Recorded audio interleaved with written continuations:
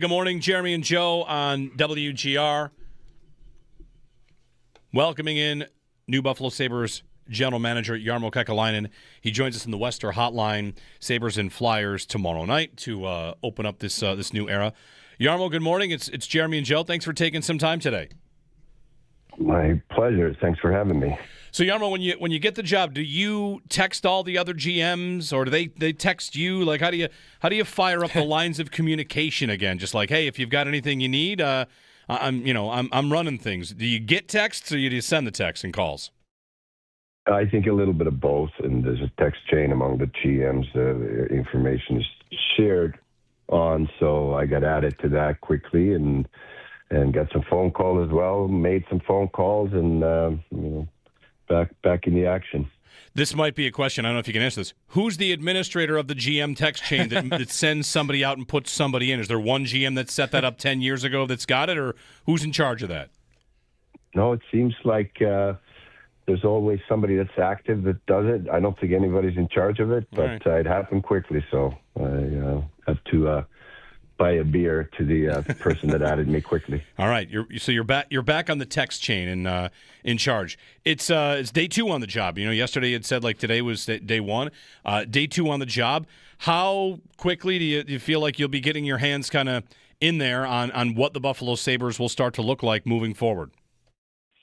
Well, I have a pretty good idea because I've spent most of the fall with the team, watching the team live, whether it was at home, I've been on the road trips, I've been watching practices. So that was my intention the whole time. I wanted to get to know the team before I could give any good advice in my role that I had there going into the season. So I have a pretty good head start on everything, and I'll keep evaluating because I think that team is in a good spot right now, having won 3 in a row. And I think that, and I've said this many times, that we have all kinds of skill and talent on the team. We just have to get more consistent and more competitive, and good things will happen. You said yesterday you absolutely think the team has a chance to make the playoffs this year.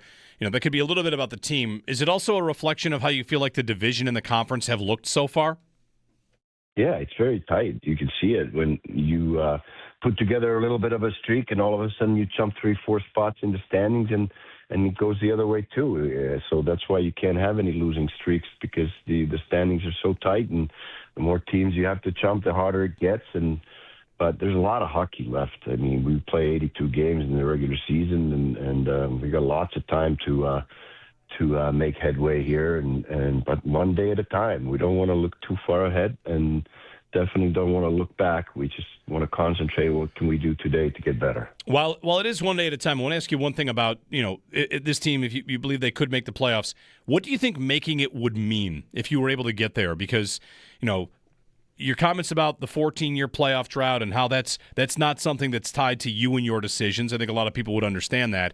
The release of that, the ability to actually permanently bury it and maybe just kind of show up in the playoffs once again. Do you feel like there would be value just as the person that runs the team in what that would allow you to do? Oh, first of all, you got to make the playoffs to have a chance to win the cup, and that's the ultimate goal. So that's what I said yesterday too, that the goal can't just be the making the playoffs and be happy with it. And I also said that we made the playoffs 5 times in 10 seasons that I was in Columbus, and you were happy for 7 to 14 days if you lost in the first round, and you were unhappy again, and then if when we went to the second round you were a little bit happier longer, that would be 28 days maximum if you lost in the second round like we did. So it's misery until you go all the way, and I also said that I'd be most disappointed if we went to the final and lost in the final, because that's when you could really taste it and be so close, you could sense it. But it would be the ultimate disappointment to fall short at that time. But you got to make the playoffs to have that chance to go all the way. So I think it would mean a lot for everybody, the fans, the team, the guys on the team in particular. They are committed. They want to make the playoffs to have that chance, to have that experience, and so do I. So we're going to work our tails off the rest of the way and take it one day at a time, and that's the goal. Jarmo, do you sense at all that, whether around the league on the player level, coach level, organizational level, that the franchise has a credibility problem that you need to come in and improve? Do you get that sense at all? Well, I think winning brings credibility and respect, and that's something that we have to earn, and the same applies to that. And one day at a time, by working hard, and I think everybody around the league realizes the talent's there. We just got to get the results, and then the respect will come with it.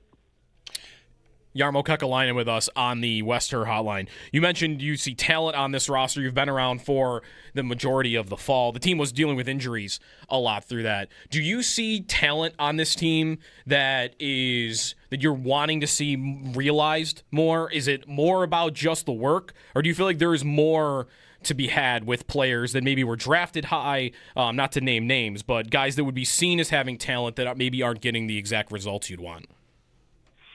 I think there's a little bit of both. There's been some guys that have played maybe a little bit better than I thought. Some guys maybe could play a little bit better. I think everybody can always improve, and that's why I want to have that mindset of what can we do today to get better, whether it's on the individual level or at a team level. We can always improve. You should never get complacent and thinking that, okay, I've made it. This is the level that I want to be in. I think every day you should come to the rink as a professional hockey player thinking, then what can I do today to get better? But, we have a lot of talent. I think I said yesterday also that we've lost some games that we were expected to win because we got outworked, and that's unacceptable to me. I think you should approach every game with the professional pride that you're going to get the most out of you, whether it's on the individual level or at a team level. You're not going to always be feeling it as a skilled player. There are times when you just don't get the skill to come out the right way, but those are the days when you got to grind it out, where you really have to work at it and get the points through your work ethic, your competitiveness, and it doesn't always have to be pretty, but you have to grind.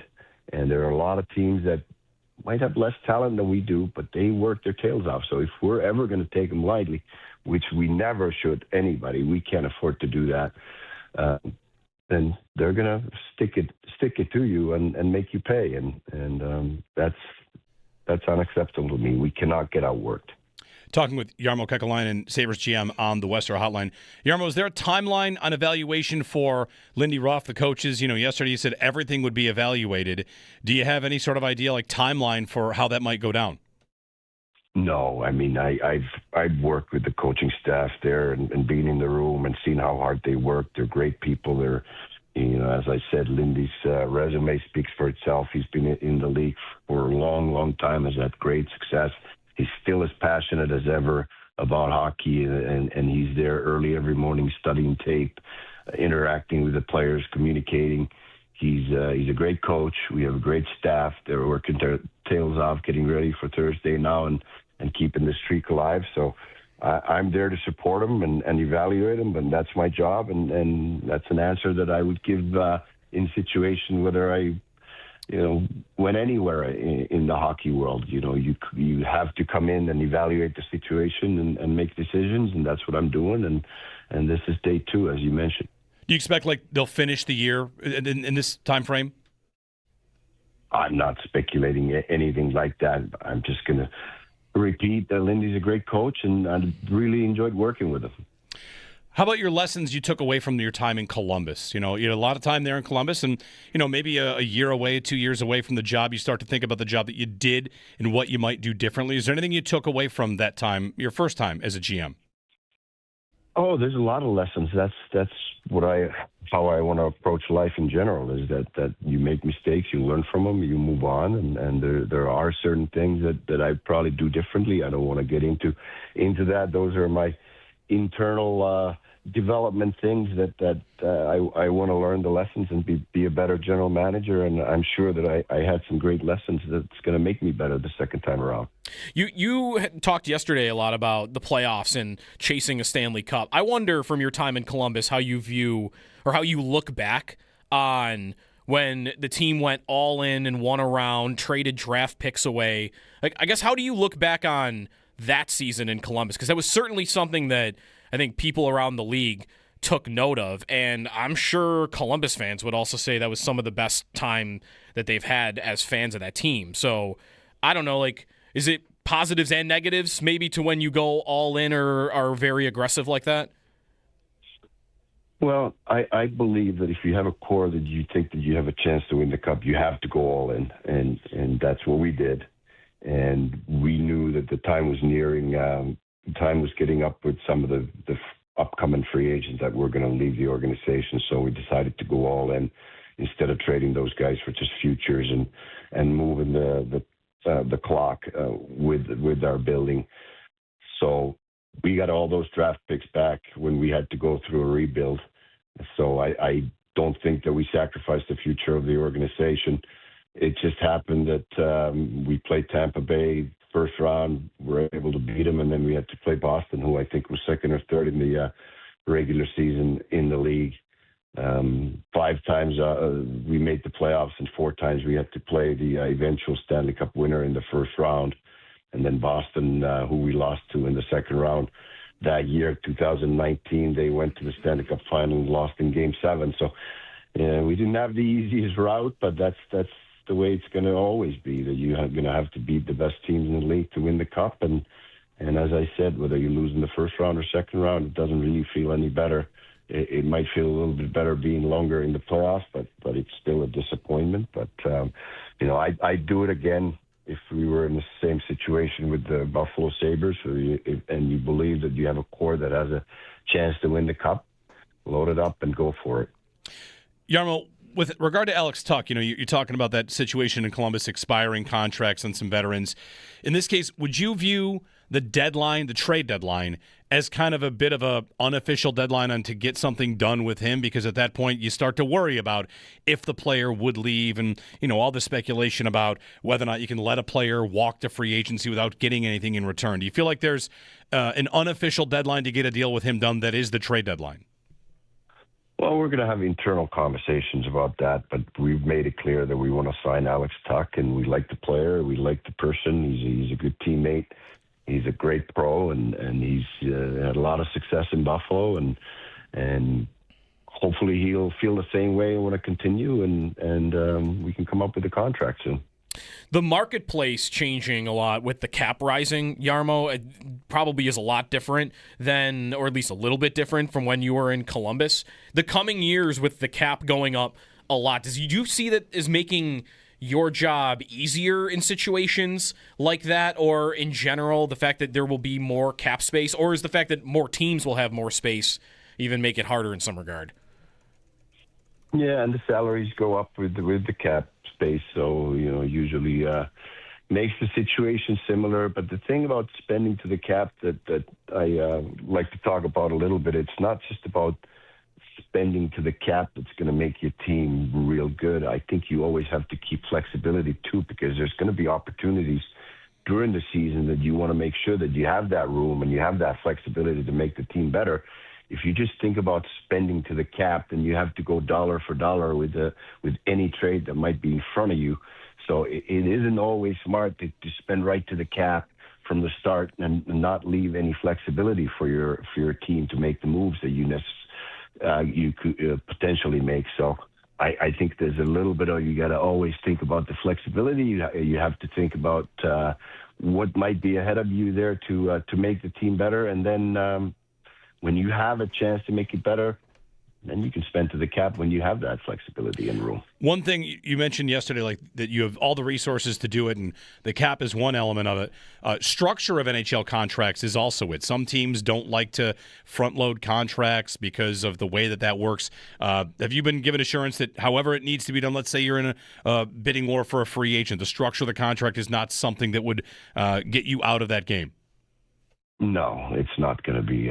We've had those internal conversations, but again, you have to think of the flexibility of the team moving to the future. If you lock your contracts in a certain way, they might limit you from making other moves. So it's not just about not willing to do some kind of structure or pay up front or whatever the situation may be. It's about keeping that flexibility for the team to have the opportunity to make it better when another opportunity presents itself in form of a trade or a free agent or whatever it may be.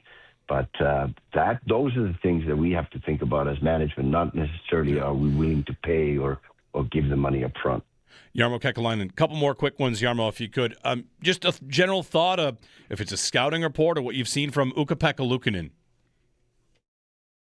He's a talented goalie. He's had some injuries and had a tough start this year because he wasn't healthy through the training camp and didn't get a lot of repetition through the exhibition season. But he's played some good games, and he's going to be an important part of us moving forward here.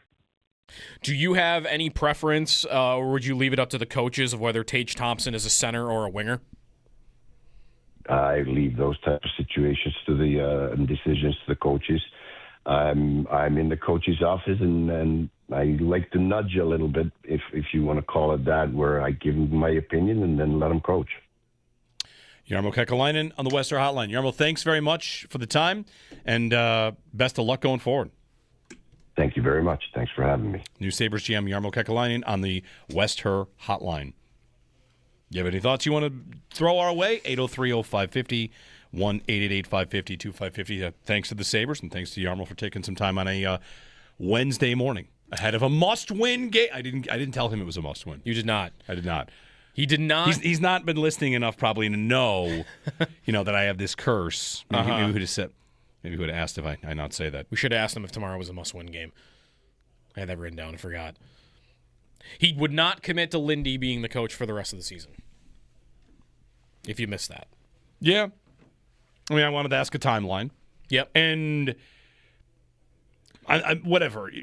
I don't think it's crazy to not commit. What if they lose 12 in a row? What if something goes south? Fair. Right. Like, you don't want to... sometimes that can be framed as he wouldn't commit. And, will you commit to Alex Tuch will get signed? Well, there's a lot of things that have to happen.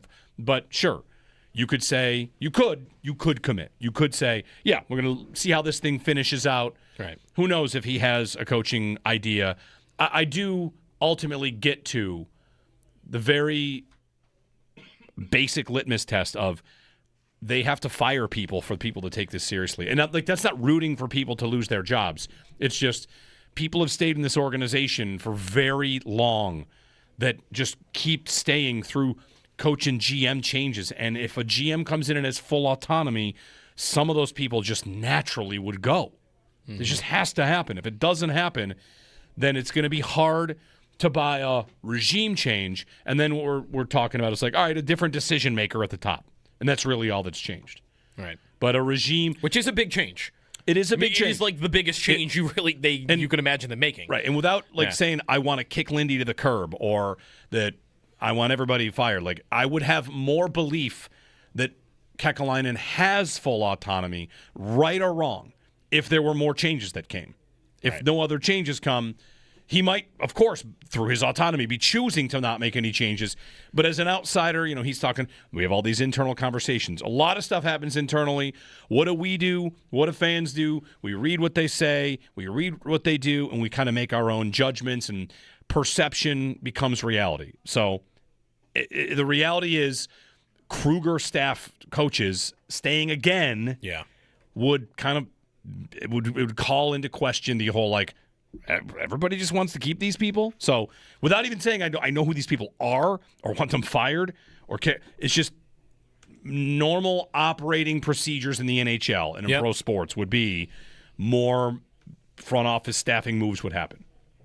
Yeah. So there you go. 803-0550, 1-888-550-2550. And eventually player movement, right? Like there are probably guys that Kevin Adams valued higher than the league did, that now Jarmo Kekäläinen would come in and say, why do I need Peyton Krebs this badly around? Because the previous GM might have thought, well, he's part of the Eichel trade. Mm-hmm. Biggest trade I made, he's a piece of it. So I want him in the fold, try to make that work. He's tied to no one. He's tied to no one at this point. So whether that's Jack Quinn or whether that is, it could be whoever. Whoever Adams would have added over the years, it would have been seen as his biggest acquisitions. I think you can now start thinking about differently, especially the ones that did not live up to expectation, which, to different degrees. Like Quinn and Krebs are the first two that come to mind for me for that, because one's a top 10 pick and the other was the top prospect in an organization, another NHL organization. And neither one of them are difference makers really at all for you. And before, GM might have thought, I want to make that work. And now, if I'm a guy coming in and I'm just looking at the bare bones of everything, like, what do I want to keep around? I want to make sure I keep Tage around and Dahlin around, and you might want to keep Tuch around. McLeod's a good player. And then once I start getting down the list of your Quinns and Krebs, I'm going, I have no ties to these guys at all. Why do I need to keep them around? Yeah. I'll trade them for peanuts, because for me, it doesn't look bad. The previous GM trades Jack Quinn for a third-round pick, and it's, wow, you went from drafting that dude in the top 10 to you traded him for almost nothing. Right. Whereas now it's just, I traded him for almost nothing because I don't care. Right. To make a comparison, I don't think Brandon Beane is leaving town or losing his job at all. But if he just stepped away and a new GM came in and took Keon Coleman and traded him for a sixth, right, it wouldn't be different than Beane doing that. So, yeah, draft picks and trading them for less than you spent, right. A regime change can often bring that. 803-0550, 1-888-550-2550. Your question about Tage, I liked his answer. I let the coaches do that. But I might tell them what I think. Yeah. And I'm glad he didn't kind of back away from that, because you run the team. And this is another thing here, where you want to talk about top down. The Bills have a structure where the GM and the coach are kind of viewed as separate but equal, reporting to the owner. If the GM hires the coach, GMs are always a little bit nervous to say, I tell a coach what to do. A coach coaches, right? Yep. But I'm going to get a coach that aligns with what I think. And I'm going to tell that coach, I think Tage should be at center, because hey, Josh Norris, if he's ever healthy again, he's a good center. Let's give ourselves two good centers instead of, those two on the same top line. Whatever, a vision, the idea of being aligned, having a normal kind of hierarchy would be nice, instead of what the Sabres have kind of done the last however many years, which is, Band-Aids? Take this off, put this in. Take that. This can kind of be not a house cleaning, because they're not tanking. They're not going to the bottom. It doesn't seem. But you could get this full change mid-season, all right, we're going to do this thing, and who's out there that we can hire? Paul in Buffalo before the break. Hey, Paul, good morning. Hey, guys, great interview. You asked all the right questions. And let me say this to the listening audience. There's not another radio station in America who would ever spend an entire morning drive on a hockey team.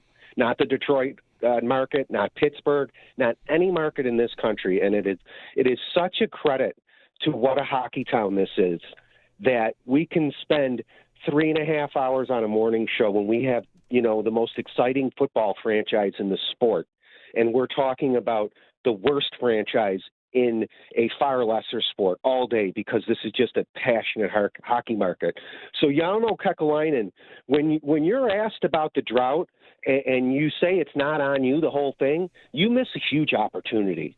You missed a huge opportunity to say with conviction, it is on us.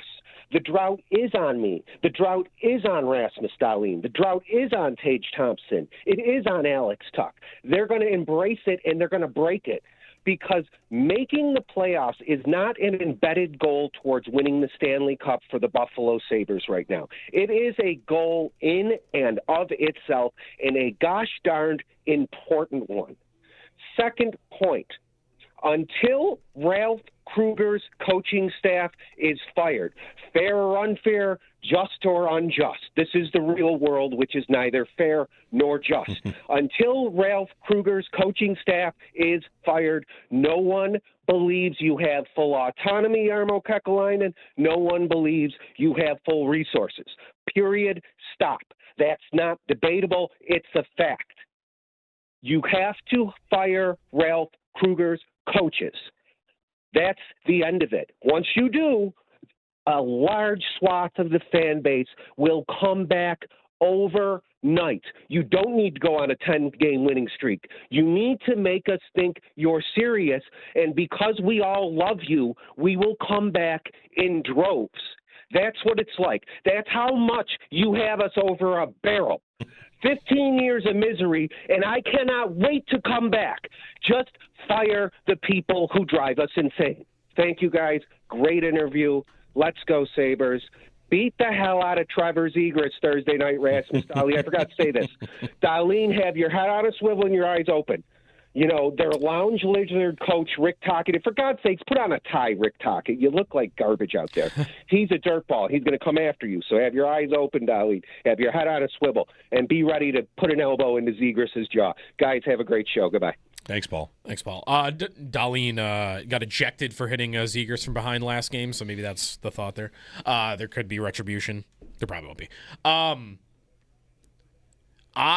He didn't necessarily say the drought's not on me. You said you didn't say that specifically. You went back and found McDermott saying we own that. McDermott and Bean. I mean, McDermott said that more specifically, but that was their overall tone when they were both introduced in their press conferences 8 years ago. Yeah, and it's not. I remember it just never has really been that way for the Sabres. And it's not necessarily meaningful to whether they will break the drought. But listen, you got a fan base that, kind of like Paul said, is dying to come back and just dying to be invested in it. Yep. And you want to feel like that your suffering over the last 14 years isn't ignored.